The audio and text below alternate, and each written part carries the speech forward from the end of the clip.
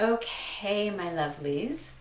So, for those of you who get my newsletter, which went out yesterday, I think, um, I was talking about something that came up in a coaching call in the Move Smart program, which is that we often are just kind of rushing through to get our work done. And I see comments here often about people who are in the gym for an hour and a half a day, people who are not sure how to make the most out of their exercises, people who are, like there's just that let's just get her done mindset.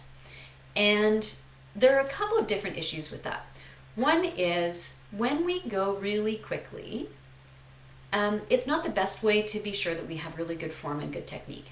And that's important for everybody, but it's particularly important for us. Another portion of the program is that when we go really quickly, we can end up using quite a lot of momentum, and we can get into kind of cheating and outsourcing the movement into body parts that are not the ones that we're trying to target. My apologies if you can hear a high-pitched sound. There's construction again going on outside, but this time it's my construction. We're having a new front porch done. Very exciting. And then the third element is kind of slowing down your level of expectation of yourself. And this kind of goes back to that people who are spending a couple of hours a day exercising and at the gym. And if that works for you and you're happy with that, amazing. But if you have that set as a goal and you're not achieving it and you're not feeling good about yourself because you think that's what you need to do, then I would suggest you try slowing down your expectations of yourself and really looking at what works in your life. How much time do you really have? Make sure that you're setting yourself a success goal that really honors what you can do. We're in this culture that honors lots and busy and going to the wall and no pain, no gain, and all that kind of thing. And in fact, especially with osteoporosis, we can gain a huge amount of benefit from smaller, shorter periods of exercise. So your bones can benefit, your body can benefit, and your brain and your sense of efficacy can benefit by slowing down your expectations of yourself and reframing your sense of success. So let's look at an actual exercise where I'll show you kind of some different variations where slowing down can really be profoundly effective. So we're going to look at a hammer curl.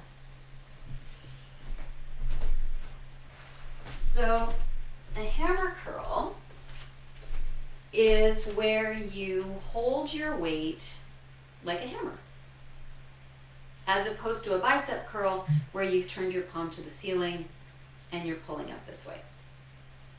So when we're talking about this particular exercise, if you go quickly, right, and your goal is to just bang out as many of them as you can, see how I'm kind of swinging the weight? And I'm doing the motion, but notice that I'm doing a lot of them because the momentum is helping me. The other thing is, look at how much the rest of my body is moving. Right? Watch my mid back here. I'm wearing stripes, which is very helpful. See how the stripes are shifting? So I'm outsourcing some of that movement into my spine, into my ribs, into my hips. I'm shifting my whole body as a result of the way the weights are moving and moving me. As opposed to I'm going slowly and more controlled. So what's the why of the exercise, of this exercise? This exercise is for your biceps, the muscles that run up and down the front of your arm.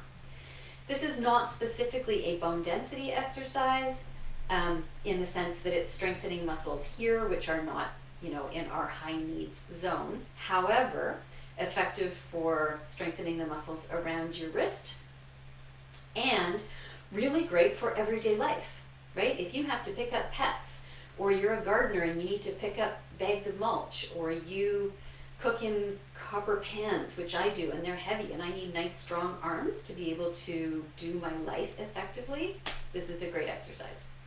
So now let's slow it down. And we're going to slow it down in two different ways. We're going to go in a 5 count down. 1, 2, 3, 4, 5. This is the eccentric phase where your muscle is working, your muscles are working as they get longer. And then we're going to come up in a 1.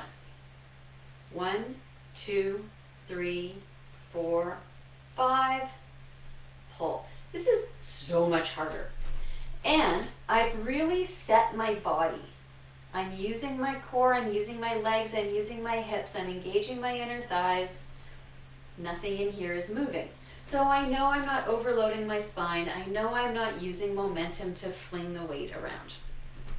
If you want to be even more determined about this, you can go 1, 2, 3, 4, 5, pause, 1, 2, 3, 4, 5.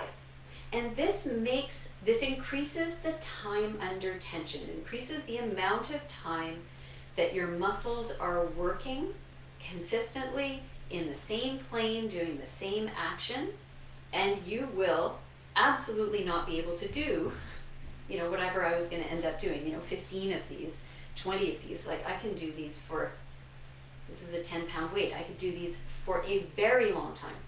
The slow controlled version with 10 pounds is kind of my 8 to 10 rep max weight. So I can go a little harder, but for the purposes of demonstration, I can keep it like this. So, I don't think there's anybody actually here live, but if you are watching this later and you have questions, feel free to pop them in down below and I will answer them. And give it a try for yourself, right? Go and experiment with an exercise that is pretty straightforward and play around with doing it quickly, doing it slowly. Do it the way you normally do it and count how many seconds are you taking to go up and down, and then experiment with lengthening the time under tension to increase the strength that you're going to build. And you'll see you can't do nearly as many repetitions, so you can build more strength, which is what we want. And it really means you can do less time overall, right? Because if you're just doing a whole bunch of exercise over and over and over again without a lot of benefit, you can end up working out for a long time and not have it be as effective as a short amount of time where you're doing 5, 6, 7, 8 repetitions. You get tired, you take a pause for a second, wait for your muscles to relax, do another 5, 6, 7, 8, take a pause, do a third set. And that doesn't take a lot of time, but it's really effective. And you can apply that to squats and lunges and whatever exercises you're doing when you're doing your ab work. Really doing a slow, controlled leg extension rather than just kind of moving your legs around in space. Whatever you are doing, play with slowing it down by half and see how it feels. So you absolutely can put questions into the comments and I will see you later.